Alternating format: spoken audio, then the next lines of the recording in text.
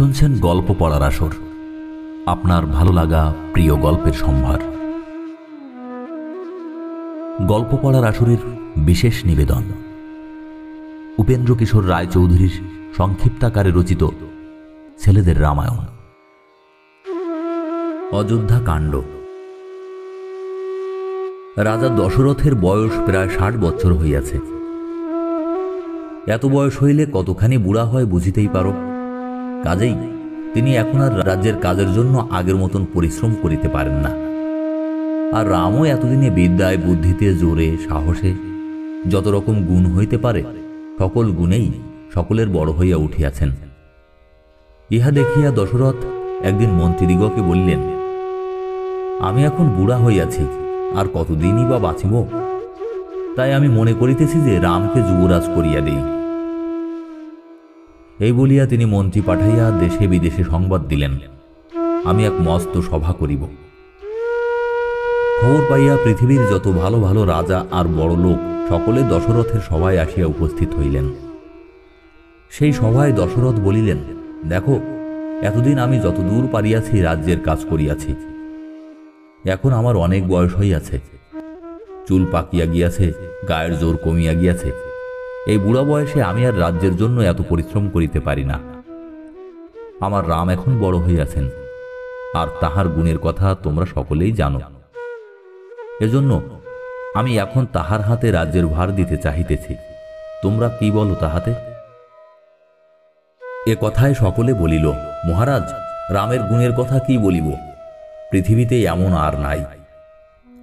দেশের লোক রামকে যে কত ভালোবাসে তাহা বলিয়া শেষ করা যায় না। আপনি রামকে যুবরাজ করিয়া দিন, দেখিয়া আমাদের চক্ষু জুড়াক।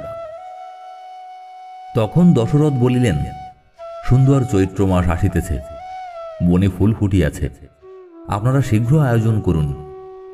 এই সুন্দর সময়ে রামকে যুবরাজ করিতে হইবে। এই কথা শুনিয়া সভার লোক এতই আনন্দিত হইল যে তাহাদের কোলাহলে সভাঘর ফাটে আর কি। দশরথের কথায় মন্ত্রী সুমন্ত্র তখনই রামকে লইয়া আসিলেন। দশরথ পরম আদরের সহিত তাহাকে কাছে বসাইয়া বলিলেন, বাবা, তোমার যেমন গুণ সকলে তোমাকে তেমনি ভালোবাসে। এখন তুমি যুবরাজ হও, তাহা দেখিয়া সকলে সুখী হউক। রামের যাহারা বন্ধু তাহারা শুনিবা মাত্র ছুটিয়া গিয়া কৌশল্যাকে খবর দিল। সে সংবাদে কৌশল্যা কিরূপ খুশি হইয়াছিলেন আর তাহাদিগকে কত পুরস্কার দিয়াছিলেন তাহা বুঝিতেই পারো। স্থির হইল যে পরদিনই রামকে যুবরাজ করা হইবে। সে সংবাদে অযোধ্যায় হুলস্থুল পড়িয়া গেল। অযোধ্যার লোকেরা মনের আনন্দে আর ঘরের ভিতরে না থাকিতে পারিয়া পথে আসিয়া কোলাহল করিতে লাগিল।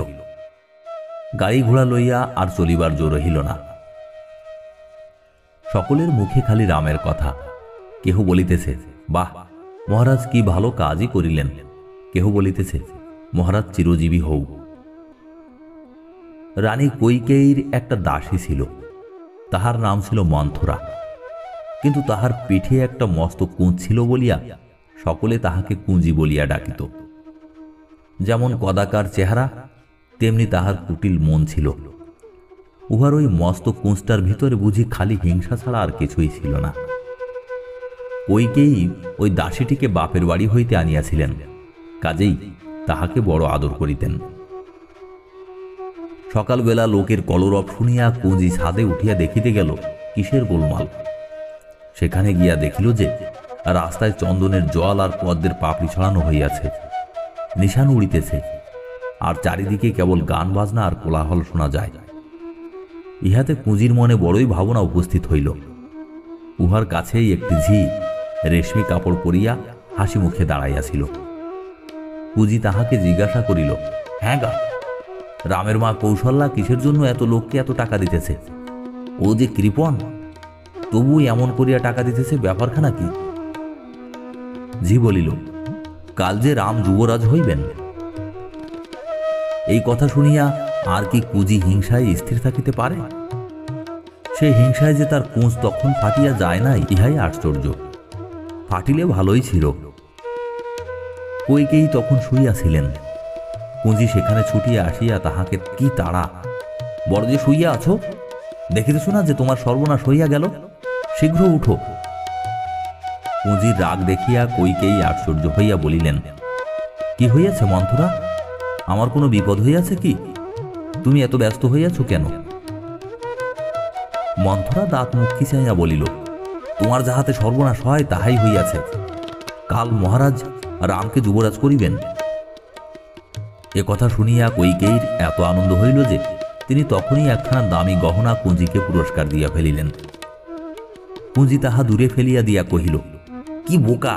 এমন বিপদে পড়িয়াও আবার আমোদ করিতেছ? রাম রাজা হইলে ভরতের সর্বনাশ হইবে না বুঝি? আর তুমিও বুঝি তখন কৌশল্যার দাসী হইয়া থাকিবে না? কইকেয়ী বলিলেন, মন্থরা, রাম বড়ই ধার্মিক, আর তিনি যখন বড় ছেলে তখন তাহারই তো রাজ্য পাওয়া উচিত। রাম আমাকে যেমন যত্ন করেন ভরতও তেমন করে না। আমি ভরতকে যেমন ভালোবাসি রামকেও তেমনি ভালোবাসি। রাম রাজা হইলে দেখিবে তিনি ভাইদিগকে কত সুখে রাখিবেন। কুঁজি লম্বা নিঃশ্বাস ছাড়িয়া বলিল, হায় হায়, এ কেমন মেয়ে গো! আমি তোমার ভালোর জন্য এত করি, আর তুমি আমার কথায় কানই দাও না। রাম রাজা হইলে নিশ্চয় ভরতকে তাড়াইয়া দিবে, না হয় মারিয়া ফেলিবে। আর সেই রামের যে মা কৌশল্যা রানী, তাহাকে তো তুমি এতদিন অগ্রাহ্যই করিয়াছ। সে কি তখন তাহার শোধ লইতে ছাড়িবে? তাই বলি, এই বেলা যাহাতে ভরত রাজ্য পায় আর রাম বনে চলিয়া যায়, তাহার উপায় দেখো। হায় হায়, কুঁজি হতভাগী কেন পৃথিবীতে জন্মিয়াছিল? কইকেয়ীর মন তো আগে মন্দ ছিল না। দুষ্ট কুঁজিই তো তাহার ভিতরে হিংসা ঢুকাইয়া দিল। কুঁজি যখন ভরতকে রাম মারিয়া ফেলিবে বলিয়া ভয় দেখাইল, তখন কইকেয়ী বলিলেন, মন্থরা, আজই আমি রামকে বনে পাঠাইয়া ভরতকে রাজা করিব। এখন এই কাজটি কেমন করিয়া হইতে পারে বলো? কুঁজি বলিল, সে কি, তুমি কি সব ভুলিয়া গিয়াছ? সেই যে দণ্ডক বনের ভিতরে বৈজয়ন্ত নগরে সম্বর অসুর ছিল, দেবতাদের সঙ্গে তাহার ভয়ানক যুদ্ধ হয়। সেই যুদ্ধে আমাদের রাজা দেবতাদের সাহায্য করিতে গিয়াছিলেন, তোমাকে সঙ্গে নিয়েছিলেন। রাজা ভয়ানক অস্ত্রের ঘা খাইয়া যুদ্ধের জায়গাতেই অজ্ঞান হইয়া গেলেন। তখন তুমিই তাহাকে সেখান হইতে লইয়া আসিয়া বাঁচাইলে। তাহাতে তিনি তোমাকে 2টি বর দিতে চাহিলেন। তুমি বলিলে, যখন ইচ্ছা হয় লইব। এ সকল কথা তো তোমার মুখে শুনিয়াছি। এখন কেন সেই বর চাহিয়া লও না? এক বরে রামকে বনে পাঠাও, আর এক বরে ভরতকে রাজ্য করো। তাহা হইলেই আপদ চুকিয়া যাইবে। আর এক কাজ করো, তুমি ময়লা কাপড় পরিয়া মুখ ভার করিয়া মেঝেতেই পড়িয়া থাকো। রাজা আসিলে কথাটিও কহিবে না, খালি রাগ করিবে আর কাঁদিবে। রাজা তোমাকে ভালোবাসেন, তোমার রাগ দেখিলে নিশ্চয় তিনি ভয় পাইবেন, আর যাহা চাও তাহাই দিয়া তোমাকে খুশি করিবেন।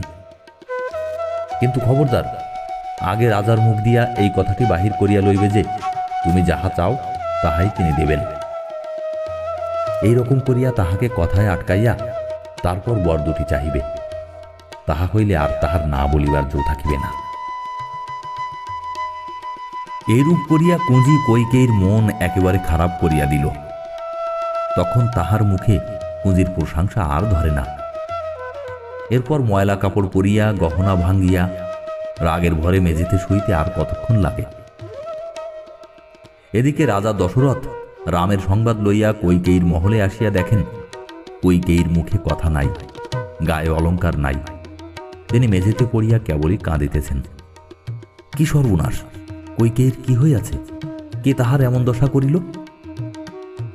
বেচারা বুড়া রাজা হইয়া এইরূপ কত কথা ভাবিতে লাগিলেন। কিন্তু কে তাহাকে বলিয়া দিবে কইকেয়ীর কি হইয়াছে? রাজা কত মিষ্টু করিয়া জিজ্ঞাসা করিলেন, কইকেয়ী, তোমার কি কোনো অসুখ হইয়াছে? না কেহ তোমাকে কিছু বলিয়াছে? না তুমি কাহার উপর রাগ করিয়াছ? কইকেয়ী কোনো কথারই উত্তর দিলেন না। শেষে রাজা বলিলেন, তোমার কি কিছু চাই? বলো সেটা কোন জিনিস, এখনই তাহা দিতেছি। তখন কইকেয়ী বলিলেন, আগে প্রতিজ্ঞা করো দিবে, তবে বলিব। রাজা বলিলেন, এই পৃথিবীতে রামের মতন আমি কাহাকেও ভালোবাসি না। সেই রামের নাম লইয়া আমি প্রতিজ্ঞা করিতেছি, তুমি যাহা চাইবে তাহাই দিব। এ কথা শুনিয়া কইকেয়ী বলিলেন, দেবতারা শুনুন, রাজা কি প্রতিজ্ঞা করিতেছেন। মহারাজ, সে দেবাসুর যুদ্ধের কথা মনে করো, সেই যে তুমি ভয়ানক ঘা খাইয়াছিলে আর আমি তোমাকে বাঁচাইয়াছিলাম। তখন যে আমাকে তুমি 2টি বর দিতে চাহিয়াছিলে আর আমি বলিয়াছিলাম দরকার হইলে লইব, আজ সেই 2 বর আমাকে দিতে হইবে। এখন তুমি প্রতিজ্ঞা করিয়া যদি না দাও তবে আমি নিশ্চয়ই মরিয়া যাইব। নিষ্ঠুর কইকেয়ী বুঝিয়াছিলেন যে রাজা একবার দিব বলিলে আর প্রাণ গেলেও দিব না বলিতে পারিবেন না। তাই এখন সময় বুঝিয়া বলিলেন, রামকে 14 বছরের জন্য সন্ন্যাসী সাজাইয়া দণ্ডক বনে পাঠাইতে হইবে আর ভরতকে রাজা করিতে হইবে। হায়, কি নিষ্ঠুর কথা! সেই ভয়ানক কথা শুনিয়াই দশরথ অজ্ঞান হইয়া পড়িয়া গেলেন। খানিক পরে একটু জ্ঞান হইয়া উঠিয়া বসিয়াছিলেন, কিন্তু তখনই কইকেয়ীর কথা মনে হওয়াতে আবার অজ্ঞান হইয়া গেলেন। অনেকক্ষণ পরে আবার দশরথের জ্ঞান হইল। তখন তিনি ভয়ানক রাগের সহিত কইকেয়ীর দিকে চাহিয়া বলিলেন, ওরে নিষ্ঠুর দুষ্টু কইকেয়ী, রাম তোর কি করিয়াছে? রাম এমন করিয়া তোর সেবা করে আর তুই কিনা তাহার সর্বনাশ করিতে বসিয়াছিস। কোন দোষে আমি রামকে তাড়াইব? হায় হায়, রাম গেলে আমি বাঁচিব কেমন করিয়া? এইরূপে কইকেয়ীকে বিস্তর গালি দিয়া তারপর দশরথ অতিশয় কাতরভাবে বলিতে লাগিলেন, কইকেয়ী, তোমার পায়ে পড়ি, এমন কথা মুখে আনিও না। রাম তোমার যেমন সেবা করে ভরত তো তেমন করে না, আর বড় ছেলেই যে রাজা হয় তাও তো তুমি জানো। আমার রামের কত গুণ, এমন রামকে তোমার জন্য এরূপ নিষ্ঠুর কথা আমি কি করিয়া বলিব? শেষে তিনি আবার বিনয় করিয়া বলিলেন, কইকেয়ী, আমি বুড়া হইয়াছি, আর বেশি দিন বাঁচিব না, আমাকে দয়া করো। আমার আর যাহা আছে সকলেই দিতেছি, তোমার পায়ে পড়ি, রামকে ছাড়িবার কথা আমাকে বলিও না। দশরথ এইরূপে কত দুঃখ কত মিনতি করিলেন, কতবার অজ্ঞান হইয়া পড়িয়া গেলেন, কিন্তু নিষ্ঠুর কইকেয়ীর কিছুতেই দয়া হইল না। তিনি বলিলেন, মহারাজ, একবার বর দিয়া আবার এমন করিয়া কাঁদিতেছ, তুমি তো খুব ধার্মিক দেখিতেছি। লোকে শুনিলে বলিবে কি? তুমি যাহাই বলো, ও বর আমি কিছুতেই ছাড়িব না। রামকে যদি তুমি রাজা করো তবে তখনই আমি বিষ খাইয়া মরিব। আহা, বুড়া বেচারার কি কষ্ট! এমন দুঃখ আর কেহ কি কখনো পাইয়াছে? রাজা কখনো কাঁদেন, কখনো কইকেয়ীকে গালি দেন, কখনো বলেন, হায় কৌশল্যা কি বলিবেন, কখনো বলেন, হায় সীতার কি দশা হইবে। কখনো আবার অজ্ঞান হইয়া যান, জ্ঞান হইলে আবার কখনো কইকেয়ীকে বকেন, কখনো রামের জন্য দুঃখ করেন। একবার কইকেয়ীর পা ধরিতে গেলেন, কিন্তু ততক্ষণ তাহার জ্ঞান রহিল না। এরূপ করিয়া সমস্ত রাত্রি কাটিয়া গেল। কইকেয়ীর দয়া হওয়া দূরে থাকুক, তিনি আরও বিদ্রূপ করিয়া বলিতে লাগিলেন, মহারাজ, সত্য কথা বলো বলিয়া যে বড় অহংকার করিয়া থাকো, এখন আমাকে বর দিবার বেলায় তাহা কোথায় গেল? রাত ভোর হইয়া গেল, তখনও সেই একই কথা। মহারাজ, প্রতিজ্ঞা করিয়াছ, এখন বর না দিয়া কোথায় যাইবে? শীঘ্র রামকে বনে পাঠাও আর আমার ভরতকে রাজা করো। শেষে দশরথ বুঝিতে পারিলেন যে আর রামকে বনে না দিয়া উপায় নাই। তখন তিনি বলিলেন, আমি যখন প্রতিজ্ঞা করিয়াছি তখন আর কি বলিব? তোর যা ইচ্ছা কর, আমি কেবল একটিবার রামকে দেখিতে চাই। ততক্ষণে সূর্য উঠিয়াছে, সেদিনকার কাজ আরম্ভ করিবার সময় হইয়াছে। রামকে যুবরাজ করিবার সকল আয়োজন প্রস্তুত। পুরোহিত বশিষ্ঠ মুনি মন্ত্রী সুমন্ত্রকে ডাকাইয়া বলিলেন, সুমন্ত্র, সব প্রস্তুত, সকলেই আসিয়াছেন, সময়ও হইয়াছে, শীঘ্র মহারাজকে সংবাদ দাও। সুমন্ত্র সংবাদ দিতে গেলেন। এদিকে যে সর্বনাশ হইয়াছে তিনি তাহার কিছুই জানেন না। তিনি অন্যান্য দিনের মতো গিয়া রাজাকে বলিলেন, মহারাজ, সব প্রস্তুত, এখন মহারাজের অনুমতি হইলেই রামকে যুবরাজ করা যায়। সুমন্ত্রের কথা শুনিয়া রাজার দুঃখ দ্বিগুণ হইয়া উঠিল। তখন সুমন্ত্র চমকিয়া গিয়া দেখিলেন যে রাজার চোখ লাল, আর তাহাকে বড়ই কাতর দেখা যাইতেছে। তিনি ইহার কারণ কিছুই বুঝিতে না পারিয়া মনের দুঃখে কেবল জোড়হাত করিয়া দাঁড়াইয়া রহিলেন।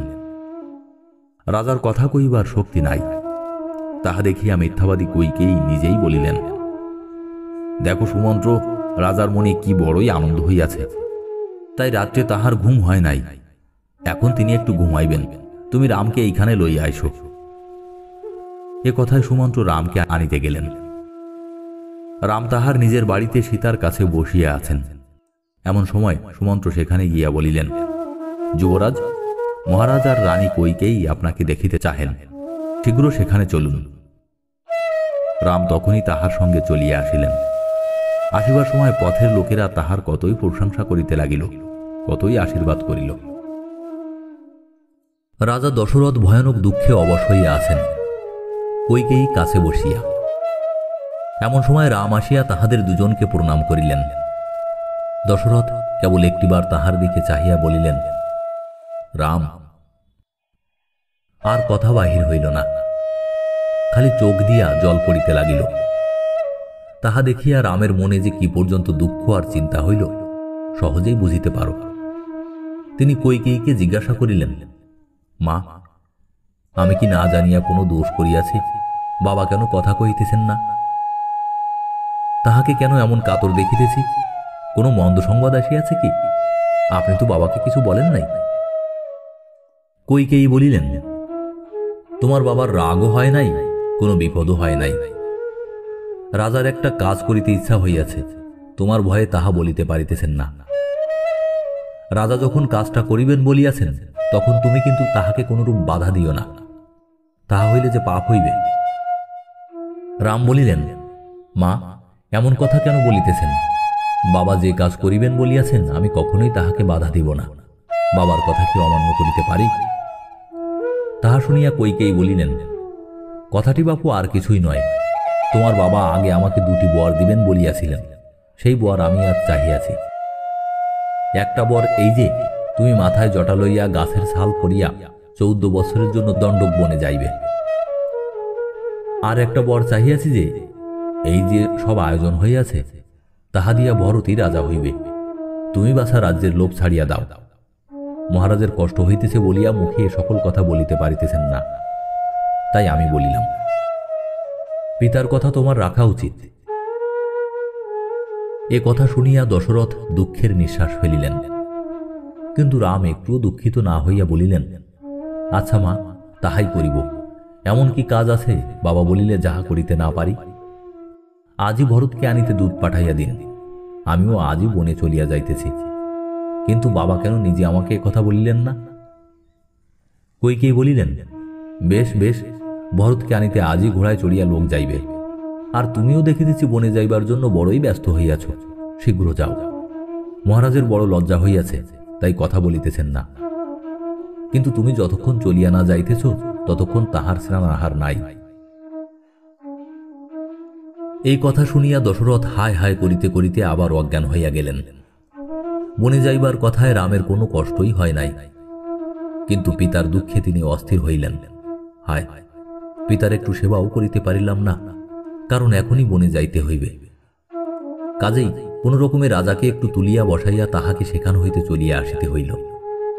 কইকেয়ীর ব্যবহারে লক্ষণ রাগে অস্থির হইয়া উঠিলেন, কিন্তু রামের কিছুমাত্র দুঃখের ভাব দেখা গেল না।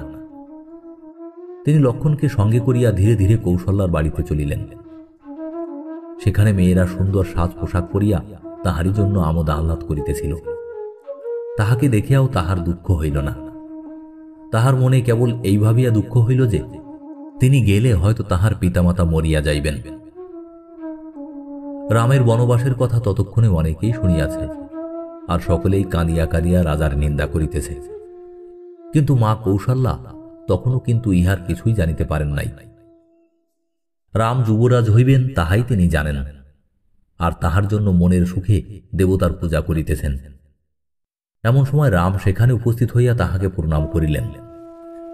কৌশল্যা আনন্দে তাহার গায়ে হাত বুলাইতে বুলাইতে কহিলেন, বাবা, আজ তুমি যুবরাজ হইবে, আশীর্বাদ করি অনেক দিন সুখে বাঁচিয়া থাকো, ধর্মে তোমার মতি হউক, আর সকলে তোমাকে ভালোবাসুক।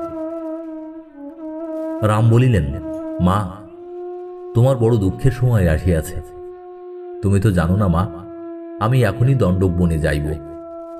মহারাজ ভরতকে রাজ্য দিবেন, আমাকে তপস্বীর বেশ ধরিয়া 14 বছরের জন্য বনে যাইতে হইবে। আমরা অনেক সময়ে লোকের কষ্ট বুঝিতে পারি, কিন্তু হায়, আমাদের এমন কি সাধ্য আছে যে মা কৌশল্যার প্রাণের কষ্ট বুঝিতে পারিব? তিনি অজ্ঞান হইয়া গেলেন। সকলে সেবা করিয়া তাহাকে সুস্থ করিল। জ্ঞান হইলে পর তিনি বলিলেন, বাছা রাম, তুমি যদি না হইতে তবে আমার এত কষ্ট হইত না। এখন তোমাকে হারাইয়া আমি কি করিয়া বাঁচিব? হায় হায়, আমার বুকটা কি লোহার যে এত দুঃখেও ফাটিয়া গেল না? আমার কি মরণ নাই? আহা, জমের ঘরে বুঝি আমার মতো দুঃখিনীর জন্য একটু জায়গা হইবে না? বাছা, তুমি যেখানে যাইবে আমিও সেইখানে যাইব। আমাকে তোমার সঙ্গে লইয়া চলো। কৌশল্যার দুঃখ দেখিয়া লক্ষণ কাঁদিতে কাঁদিতে বলিলেন, মা, দাদা কিসের জন্য বনে যাইবেন? মহারাজ এখন বুড়া হইয়াছেন, তাহার কি মাথার ঠিক আছে? তাহা না হইলে কেন স্ত্রীর কথায় ভুলিয়া এমন লোককে বনে পাঠাইতেছেন? এমন রাজার কথা না শুনিলে কি হয়? তারপর তিনি রামকে বলিলেন, দাদা, একবার হুকুম দাও তো দেখি, কে তোমাকে রাজ্য না দেয়? না হয় অযোধ্যার সব লোককে মারিব, বাবাকেও মারিব। আমার প্রাণ থাকিতে কাহার সাধ্য দাদাকে ঠকাইয়া ভরতকে রাজ্য দেয়? আবার তিনি কৌশল্যাকে বলিলেন, মা, আমি কি ভয় করি? তুমি আর দাদা দেখো আমি কি করিতে পারি। বুড়া রাজাকে আমি এখনই মারিব। ইহা শুনিয়া কৌশল্যা বলিলেন, শোনো তো বাবা, লক্ষণ কি বলিতেছে। বাবা, তুমি বনে যাইও না, তাহা হইলে আমি কখনোই বাঁচিব না। মাকে মারিলে তোমার পাপ হইবে। কৌশল্যার কষ্ট দেখিয়া রামের বুক ফাটিয়া যাইতে লাগিল। তিনি বলিলেন, মা, কাঁদিও না। বাবার কথা আমি কি করিয়া অমান্য করিব? ভাই লক্ষণ, তুমি আমাকে কত ভালোবাসো তাহাকে আমি জানি না। তোমার বড় কষ্ট হইয়াছে তাহা বুঝিতেছি, কিন্তু যাহাতে ধর্ম হয় তাহাই আমাদের করা উচিত। কাজেই বাবা যখন বলিয়াছেন তখন আমায় বনে যাইতেই হইবে।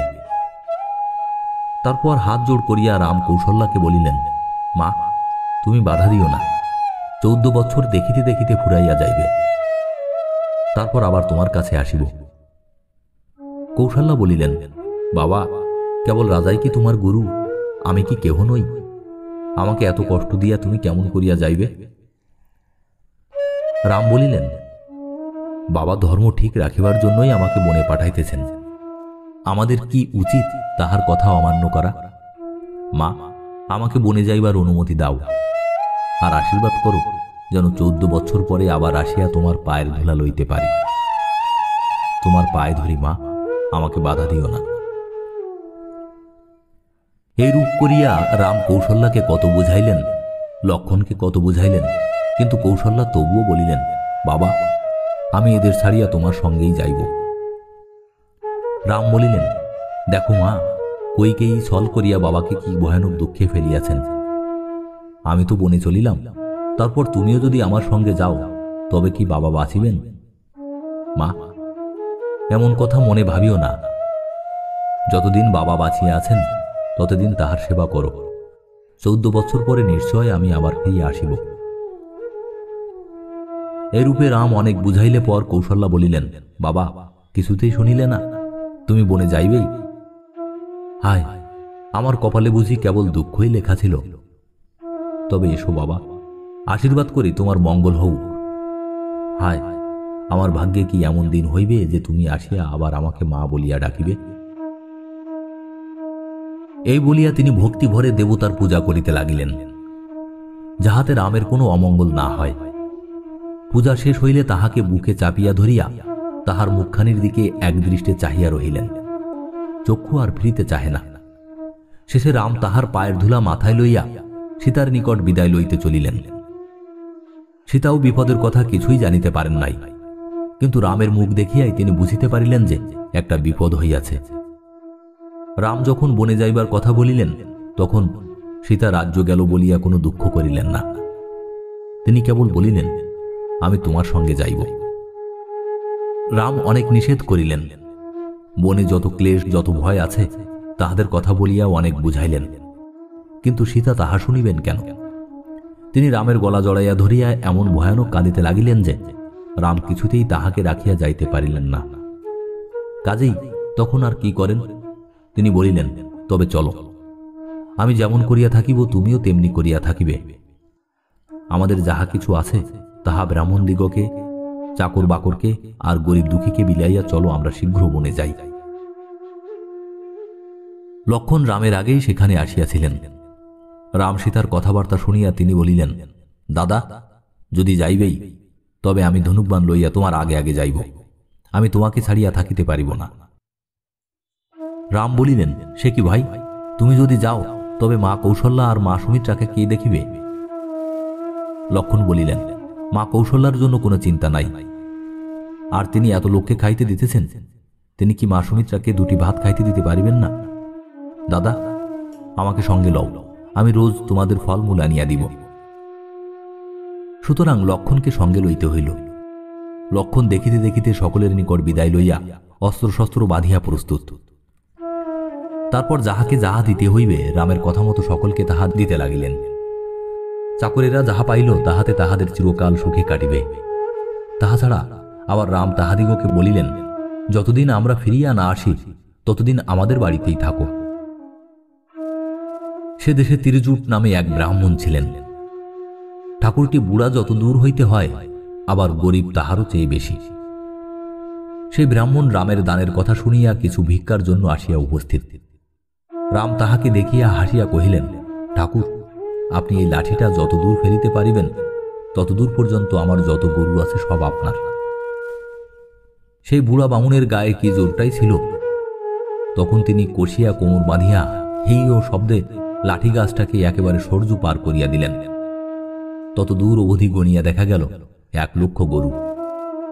রাম ইহাতে যার পর নাই সন্তুষ্ট হইয়া সেই 1,00,000 গরু তো তাহাকে দিলেনই, তাহা ছাড়া আরও অনেক ধন দিলেন।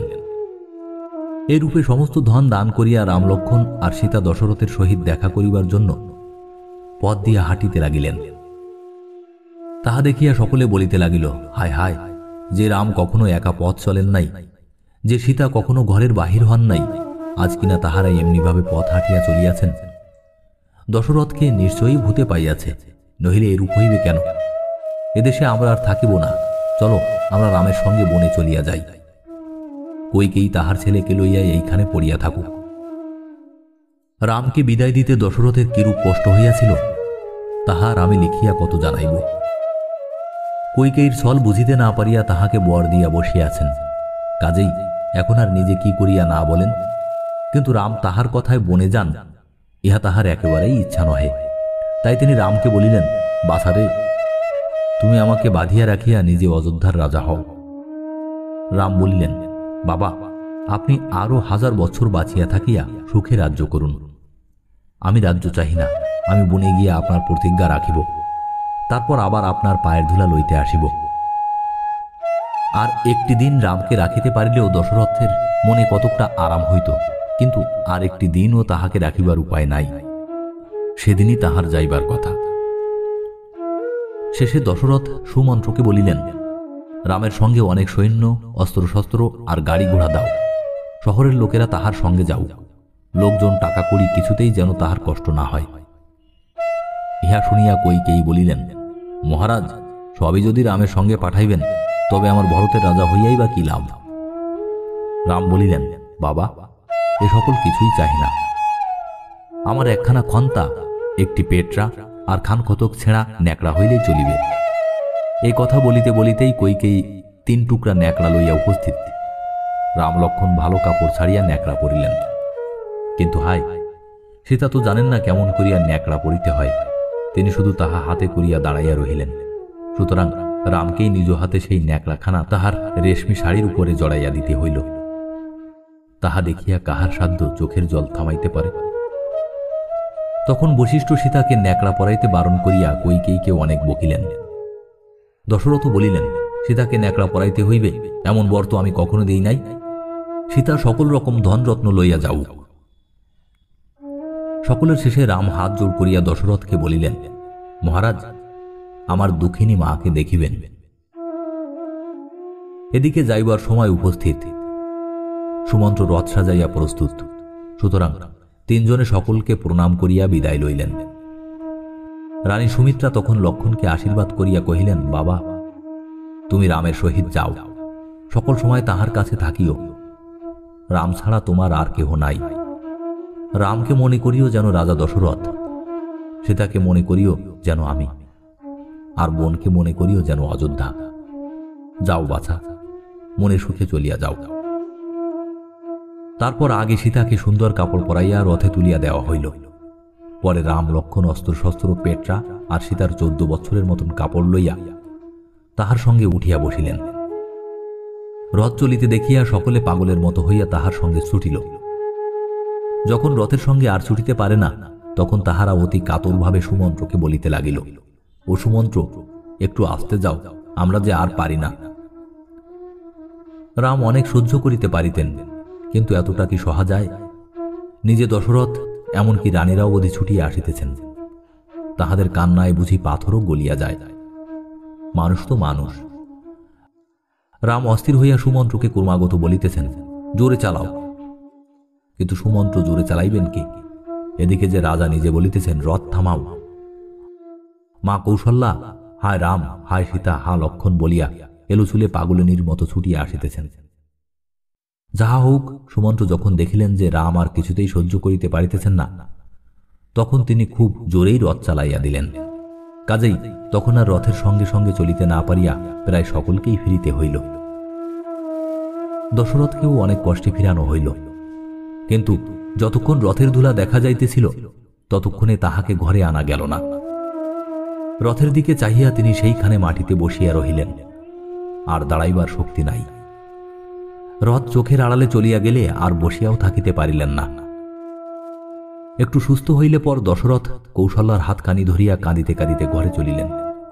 কৈকেয়ীর ঘরে নহে, কৌশল্যার ঘরে। কৈকেয়ী রাজাকে নিতে আসিলেন, কিন্তু রাজা বলিলেন, তুই আমাকে ছুঁইস না।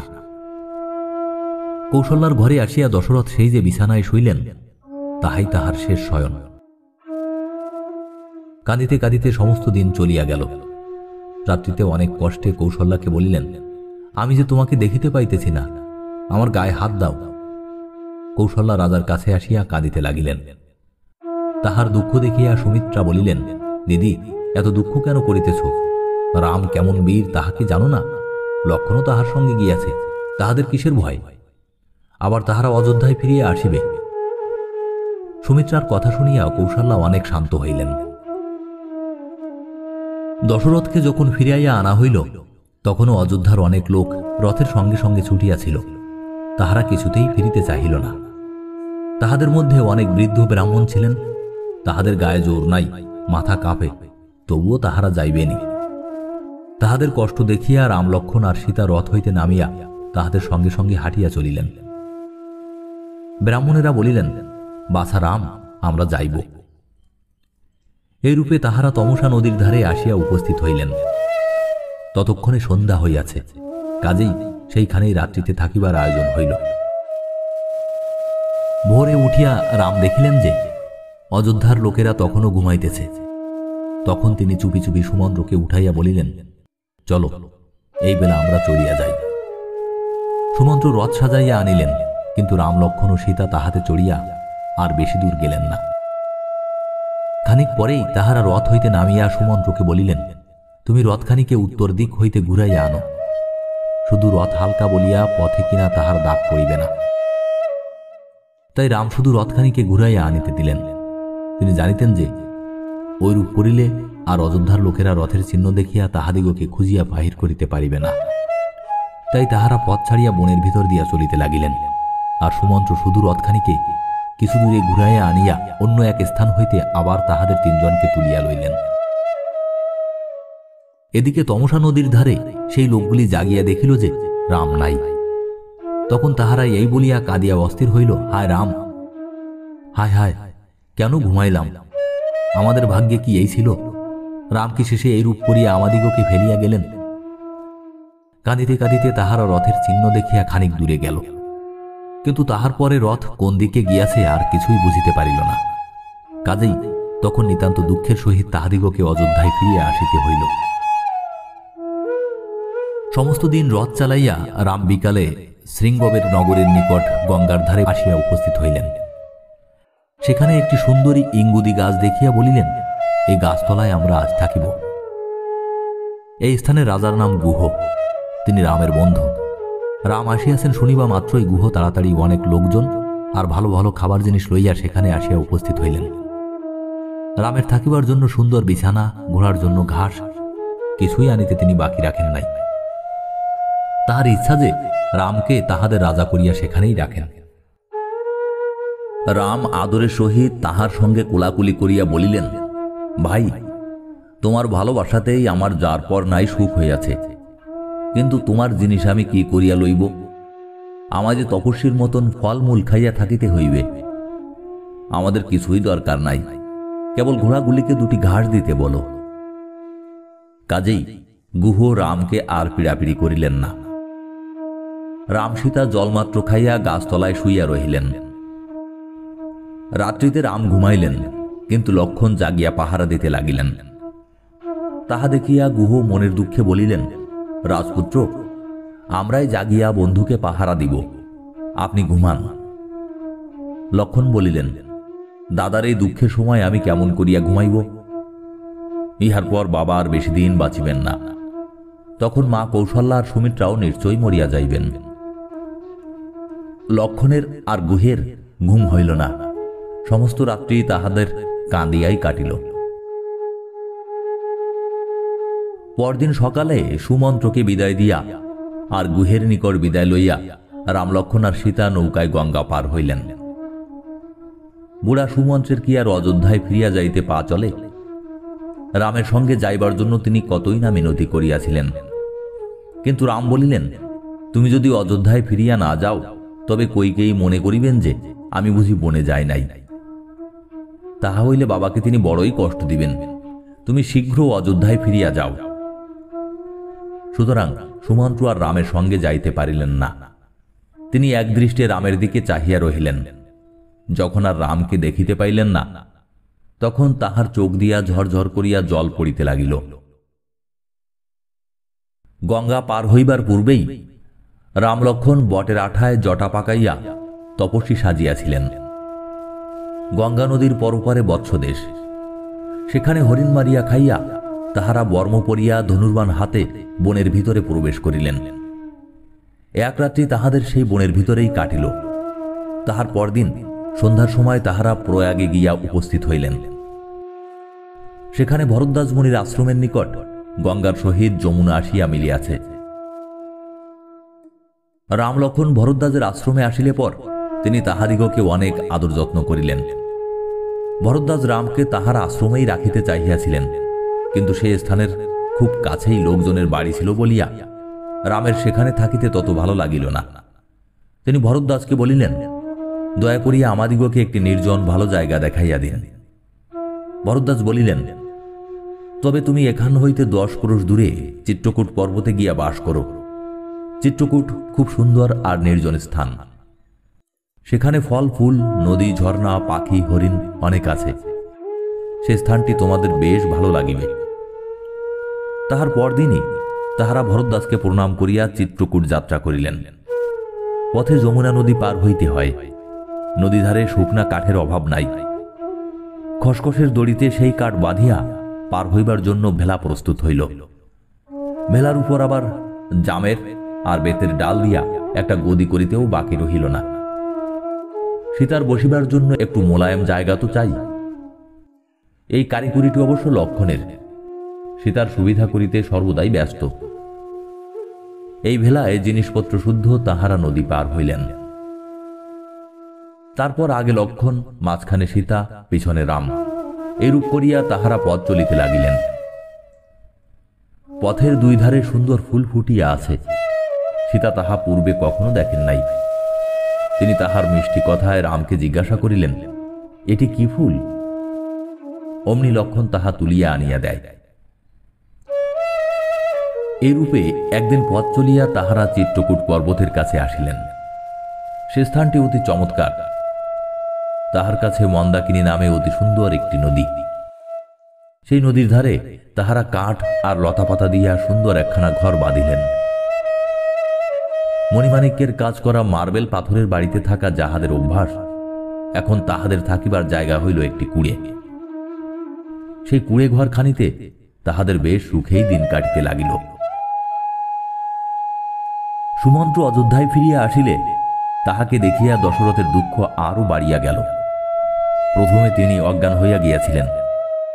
জ্ঞান হইলে পর জিজ্ঞাসা করিলেন, সুমন্ত্র, তুমি চলিয়া আসার সময় তাহারা কি বলিল? সুমন্ত্র বলিলেন, রাম আপনাদের সকলকে প্রণাম জানাইয়াছেন, আর বলিয়াছেন মাকে বলিও তিনি যেন সর্বদা বাবার সেবা করেন। ভরতকে বলিও তিনি যেন রাজা হইয়া বাবাকে অমান্য না করেন।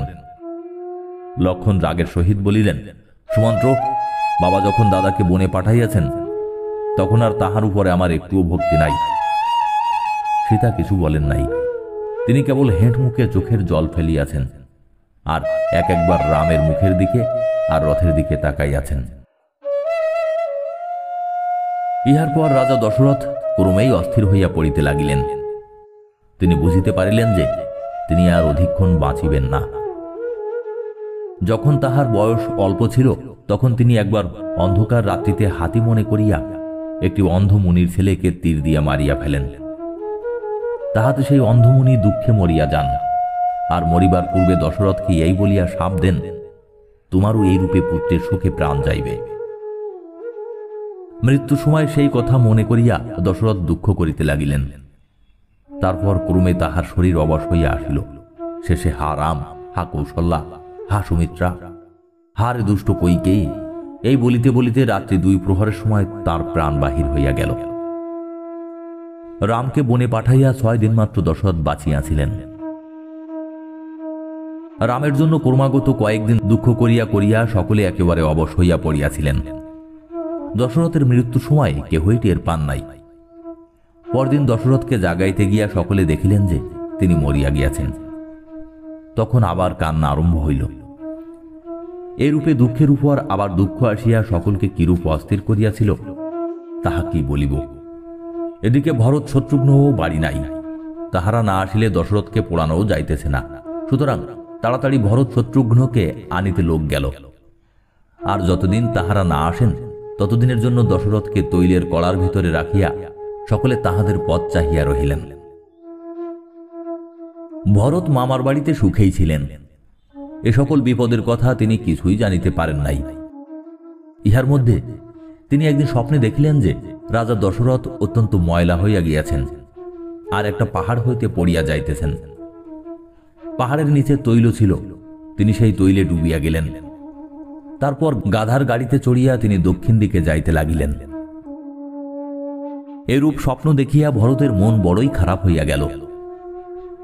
তাই তিনি তার পরদিন বন্ধুগণের সহিত ভালো করিয়া আমোদ করিতে পারিলেন না। এমন সময় অযোধ্যা হইতে লোক আসিয়া বলিল, রাজকুমার, আপনি শীঘ্র চলুন, সেখানে এমন কিছু হইয়াছে যে আপনার দেরি হইলে ক্ষতি হইতে পারে। এই সকল শুনিয়া ভরত তাড়াতাড়ি অযোধ্যায় চলিয়া আসিলেন। অযোধ্যায় আসিয়া দেখেন যে তাহার আর আগের মতো চেহারা নাই। রাস্তায় লোকজন চলিতেছে না, দোকানপাট বন্ধ, আর সকলেরই মুখ অতিশয় মলিন।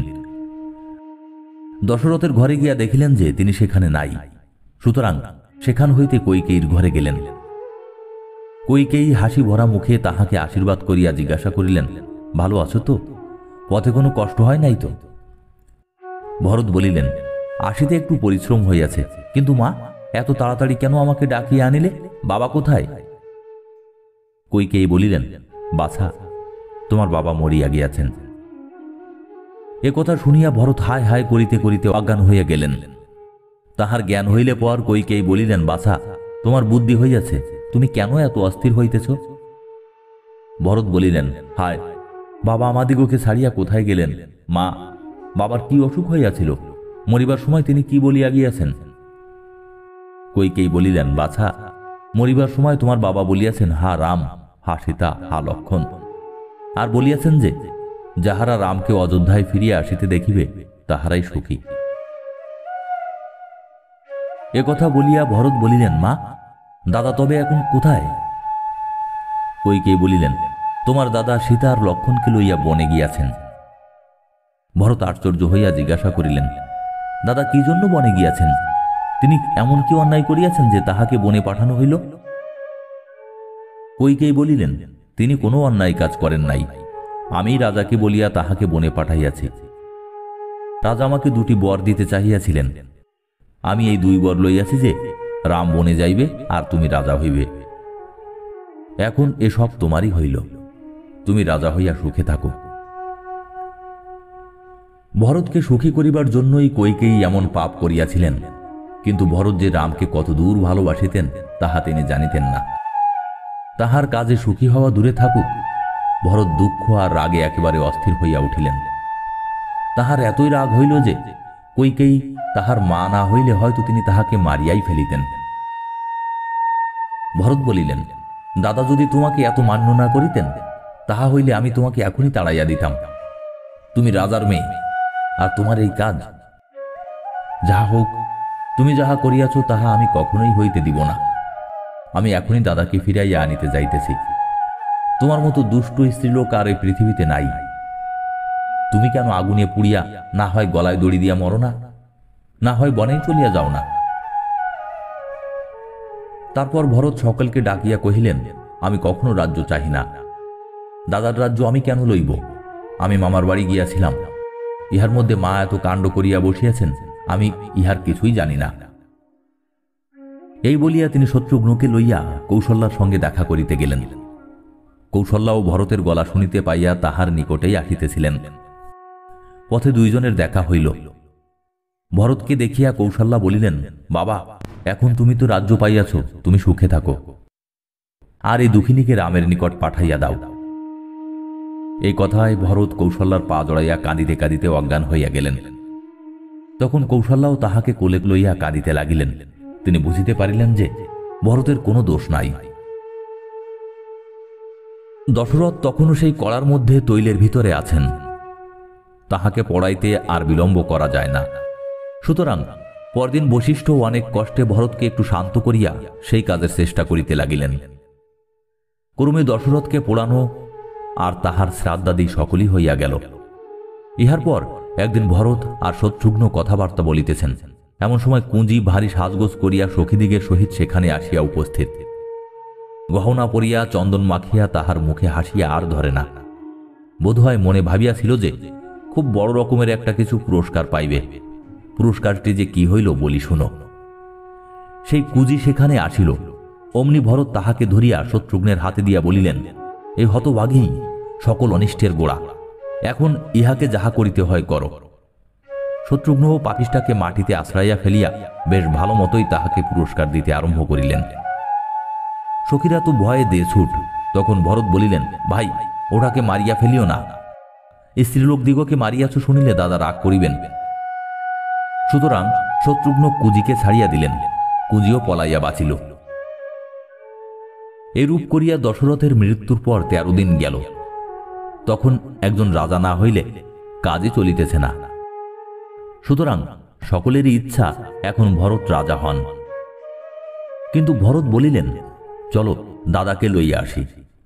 দাদাই রাজা হইবেন, আর আমি 14 বছর বনে গিয়া থাকিব। তখন সকলে মিলিয়া মহা আনন্দে ভরত শত্রুঘ্নের সঙ্গে রামকে ফিরাইয়া আনিতে চলিল। কৌশল্যা, কইকেয়ী, সুমিত্রা হইতে আরম্ভ করিয়া মন্ত্রী, পুরোহিত, চাকর বাকর, সিপাহী, সৈন্য সকলেই চলিল। অযোধ্যার লোক কেহই পড়িয়া থাকিল না। রথে চড়িয়া, হাতি চড়িয়া, ঘোড়া গাধা উঠে চড়িয়া, না হয় হাঁটিয়া, যে যেমন করিয়া পারিয়াছে সেইরূপ করিয়াই চলিয়াছে। 1 লক্ষ ঘোড়সওয়ার, 9,000 হাতি, 60,000 রথ, তাহা ছাড়া সিপাহী, শান্ত্রী আর লোকজন যে কত তাহার ঠিকানা নাই। এমনি করিয়া তাহারা রামকে আনিতে চলিল। তাহারা যখন গুহের দেশে আসিল তখন গুহ এত সৈন্য আর এত লোকজন দেখিয়া প্রথমে একটু ভয় পাইলেন। তাই তিনি তাহার নিজের লোকদিগকে ডাকিয়া বলিলেন, ভরত কি রামের অনিষ্ট করিতে আসিয়াছেন? আমি থাকিতে তিনি তাহা পারিবেন না। চলো আমরা তাহাদের পথ আটকাই। আর যদি তাহার মনে কোনো বন্ধভাব না থাকে তবে তাহার কোনো ভয় নাই। এই কথা বলিয়া তিনি ভরতের সঙ্গে দেখা করিতে গেলেন। ভরতের কাছে যখন তিনি শুনিতে পাইলেন যে ভরত রামকে ফিরাইয়া আনিতে যাইতেছেন, তখন তাহার মনে খুবই সুখ হইল। গুহকে দেখিয়া সকলে রাম, লক্ষ্মণ আর সীতার সংবাদ শুনিবার জন্য তাহাকে ঘিরিয়া ফেলিল। বনে যাইবার সময় গুহের দেশে আসিয়া তাহারা কোথায় ছিলেন, কি খাইয়াছিলেন, কি কথাবার্তা বলিয়াছিলেন, কোনো কথাই না শুনিয়া তাহারা ছাড়িল না। রাম সীতা কুশ বিছাইয়া ইঙ্গুদি গাছতলায় ঘুমাইয়াছিলেন। সেই ইঙ্গুদি গাছতলায় সেই কুশ তখনও রহিয়াছে। গুহ সকলকে তাহাও দেখাইলেন। পরদিন গুহের লোকেরা 500 নৌকা আনিয়া ভরতকে গঙ্গা পার করিয়া দিল। গুহ নিজে ভরতের সঙ্গে চলিলেন। গঙ্গা পার হইয়া ভরদ্বাজের আশ্রমে পৌঁছিতে তাহাদের অধিক দিন লাগিল না। ভরত রামকে আনিতে যাইতেছেন শুনিয়া ভরদ্বাজ মুনি যে কতদূর সন্তুষ্ট হইলেন তাহা আর কি বলিব। ভরতকে তিনি বলিলেন, তোমার লোকজন শুদ্ধ আমার এখানে নিমন্ত্রণ খাইয়া যাইতে হইবে। আর কি আশ্চর্য নিমন্ত্রণই তিনি তাহাদিগকে খাওয়াইয়াছিলেন। কেহ হয়তো বলিবে যে মুনি এত টাকা কড়ি কোথায় পাইলেন যে ভরতের লোকদিগকে নিমন্ত্রণ খাওয়াইলেন। কিন্তু কেবল টাকা হইলেই কি সব সম্ভব হইল? তপস্যার দ্বারা ভরদ্বাজ যাহা করিলেন টাকায় তাহা হয় না। মুনির তপস্যার জোরে তাহার আশ্রমে কোরমা আর পায়সের দিঘি হইল, শরবতের নদী বহিল। ভরতের লোকেরা যে সে নিমন্ত্রণ খাইয়া অবাক হইবে তাহা আর আশ্চর্য কি? এরূপ নিমন্ত্রণ কি কেহ কোথাও খাইয়াছে? না এত আয়োজন কেহ ইচ্ছা করিলেই করিতে পারে। নিজে দেবতারা আসিয়া ভরদ্বাজের আয়োজন করিয়াছিলেন, আর গন্ধর্বেরা আসিয়া সেখানে গান গাহিয়াছিলেন। এরূপে ভরদ্বাজের আশ্রমে নিমন্ত্রণ খাইয়া সকলে চিত্রকূট রওনা হইলেন। ভরদ্বাজ তাহাদিগকে বলিলেন, তোমরা যমুনা নদীর দক্ষিণ ধার দিয়া খানিক দূরে যাও। তারপর বাম দিকে যে দক্ষিণমুখ পথ গিয়াছে সেই পথে গেলে রামের সন্ধান পাইবে। সেই পথে অনেক দূর চলিয়া শেষে তাহাদের মনে হইল যে হয়তো রাম আর বেশি দূরে নাই। তখনই দুই একজন লোক বনের ভিতর ঢুকিয়া দেখিল এক জায়গায় ধোঁয়া উঠিতেছে। তাহাতে নিশ্চয়ই বুঝা গেল যে সেই বনেই রাম আছেন। তখন ভরত সঙ্গের লোকদিগকে সেখানে দাঁড়াইতে বলিয়া নিজেই তাহাদিগকে খুঁজিতে চলিলেন।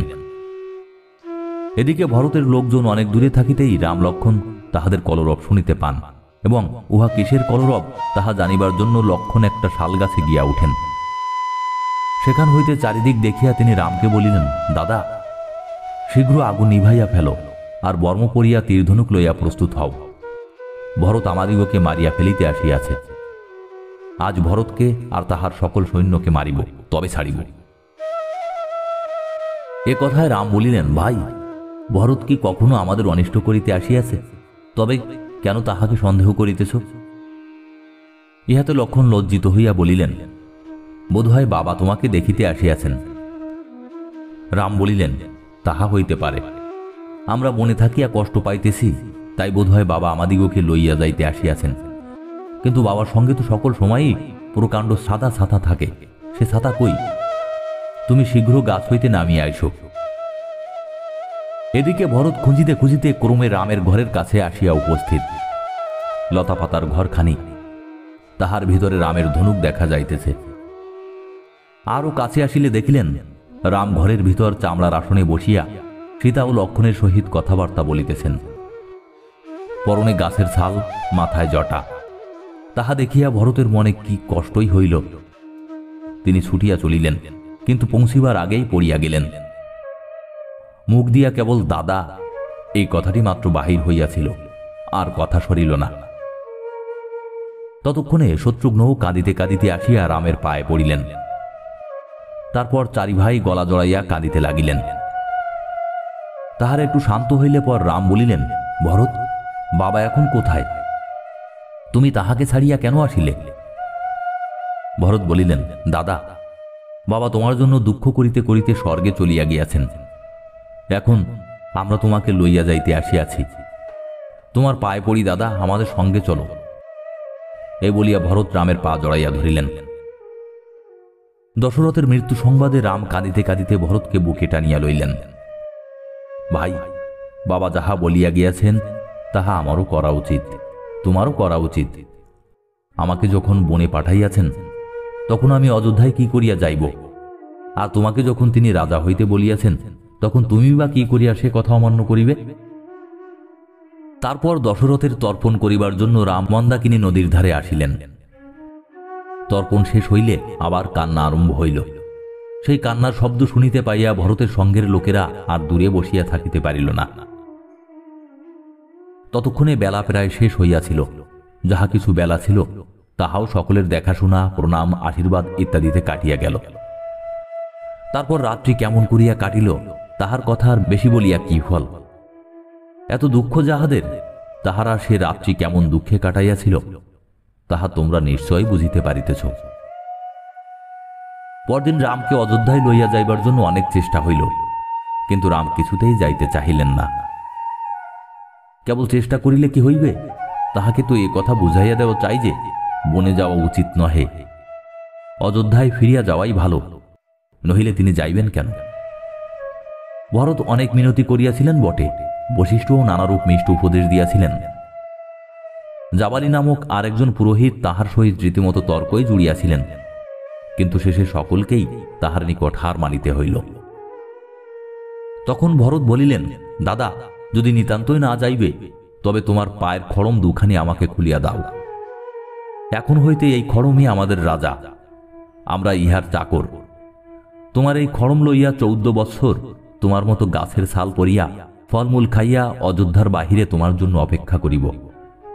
তাহার পরের বৎসরের প্রথম দিনে যদি তুমি ফিরিয়া না আইসো তবে আগুনে পুড়িয়া মরিব। রাম ভরতকে খড়ম দিয়া বলিলেন, 14 বৎসর পরে অবশ্য ফিরিব। ভাই, আমার মাকে দেখিও। এই বলিয়া রাম ভরতকে বিদায় দিলেন। তারপর ভরত সেই খড়মকে হাতির উপর চড়াইয়া অযোধ্যায় লইয়া আসিলেন। সেখানে রানীদিগকে রাখিয়া তিনি মন্ত্রী আর পুরোহিতদিগকে বলিলেন, দাদা যতদিন না আসেন ততদিন আর অযোধ্যায় থাকিতে পারিব না, চলুন আমরা নন্দীগ্রামে যাই। নন্দীগ্রাম অযোধ্যার কাছেই। ভরত সেখানে গিয়া রামের খড়মকে সিংহাসনের উপর রাখিলেন। নিজে গাছের ছাল পরিয়া সেই খড়মের উপর ছাতা ধরিতেন, চামড়ের বাতাস করিতেন। রাজ্যের কোনো কাজ আরম্ভ হইলে আগে খড়মের কাছে না আসিয়া কিছুই করিতেন না।